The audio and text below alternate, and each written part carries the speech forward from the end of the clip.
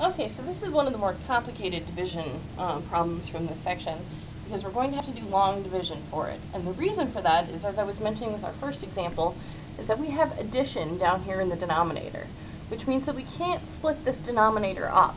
So what I frequently see students do is write something like 1 over x minus 3x squared over 2. You cannot do that. The denominator has to stay together if there's addition involved.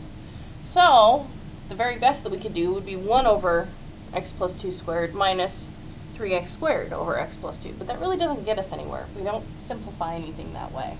So we're going to use long division to simplify this polynomial. Now, with the other problems in this book, I've picked this one in particular because it has a lot of the weird things from this section. So, first off, in order to do long division of a polynomial, you have to have your polynomial on top, what you're dividing, in descending order for exponents, meaning that your largest exponent should go first, and then whatever that is, you have to, when you're writing out your signs, writing out your problem, under the division sign. So if we have an x squared term, if we look over here, we don't have an x term. That would be the next descending term in our polynomial. So you need to have a placeholder in that case. So I'm going to write 0x in here.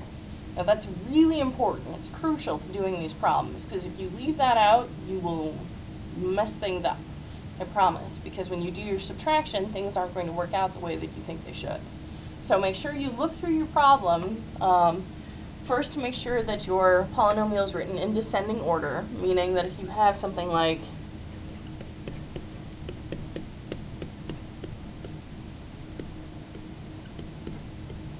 and so on and so forth, you would want to put this 4x to the fourth term first, then the 3x cubed, then the 3x squared, and so on.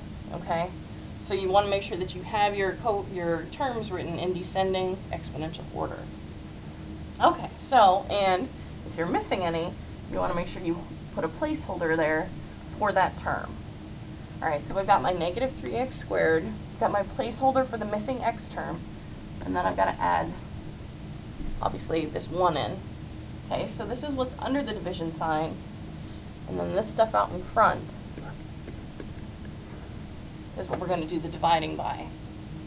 Now, this takes some practice, but just try to remember your rules from long division, however long ago it's been since you've done that.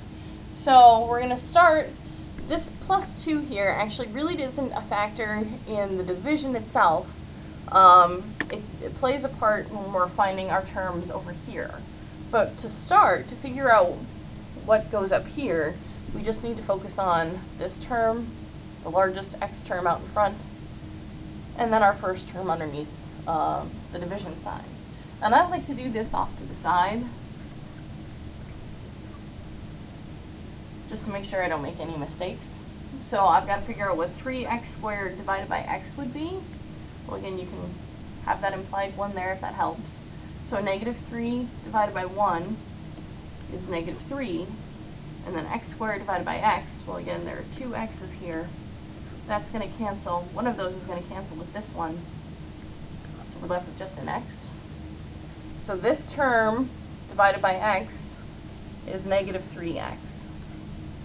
And now, this is where the 2 will get slightly involved. So we're going to do this times this x term, and that will go underneath the x squared term.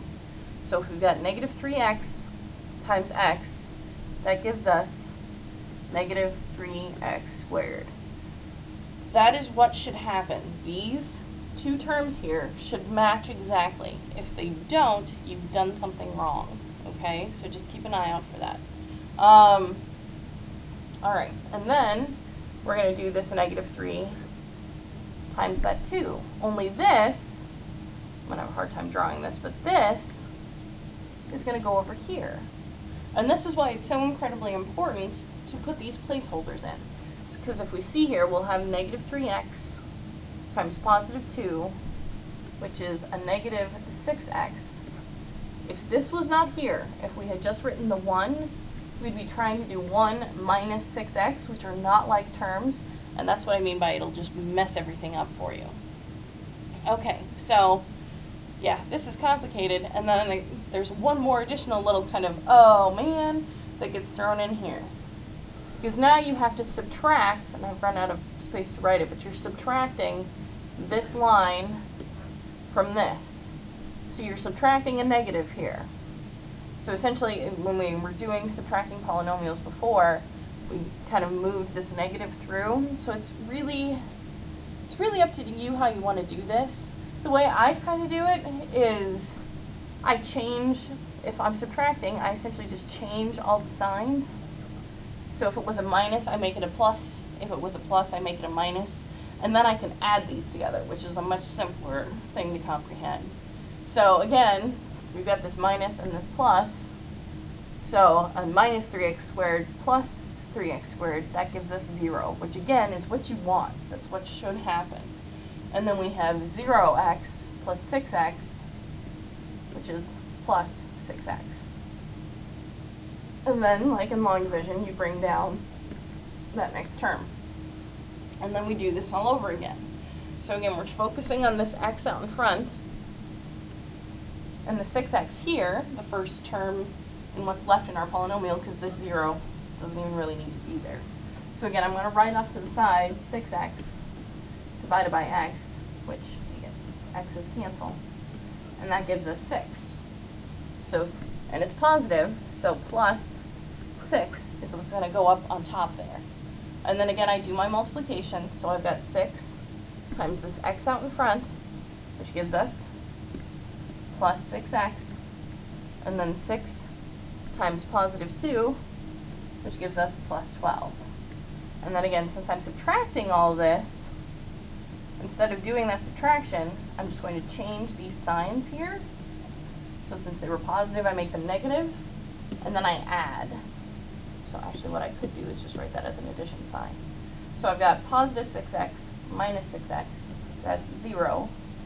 Positive 1 minus 12, well again, if I had $1 and then I lose 12 of them, I am now $11 in the hole. Okay, so the trick to these problems, or one of many tricks, I guess there's lots of tricks to these are difficult. So if you're struggling with these, please don't beat yourself up too much, because they are difficult. They do take a lot of practice to master, and you will see it again. So don't expect yourself to have 100% clarity at this point, okay? You'll see this again in further math classes. Okay, so that aside, so now we have this negative 11 here.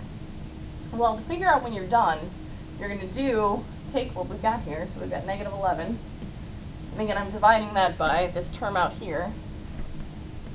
So whenever you get to a point where you can't simplify this term that you got here any further, that means that you're done with your division. That means that you don't have to do any more long division here.